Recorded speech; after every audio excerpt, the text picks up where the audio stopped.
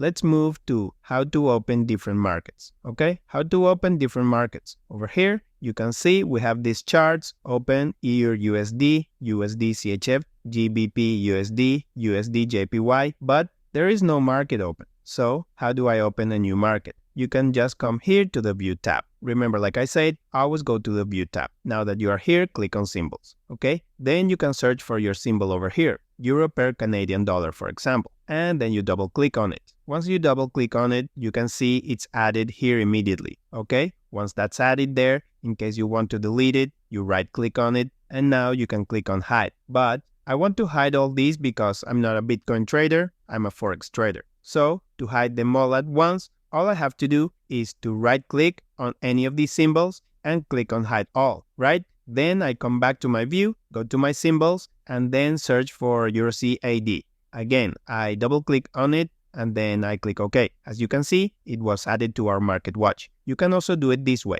Instead of going to your view, you can also click here and search directly. Let's just say Euro/USD, and then you click on Enter on your keyboard, and that's it. This method is way faster, right? Let's add another one, GBP/USD, and just press Enter on your keyboard, okay? Now, if you want to add a pair and you click on it here, it won't add, okay? You have to press on Enter on your keyboard, okay? Now, how do I open all these markets? There are different ways. You can right-click the market and then click on Charts window. Now it has opened and you can make it bigger. This is Euro Canadian dollar market, right? Let me do it once again with Euro/USD. Right-click on the pair and now on Chart window, and it will load up. Another way to do this is dragging the pair inside the chart like this. You can see GBP/USD has loaded. EUR/USD, you drag it like this, it has loaded. So what has happened here is it has created multiple tabs at the bottom over here, which you can always go and navigate to whenever you want.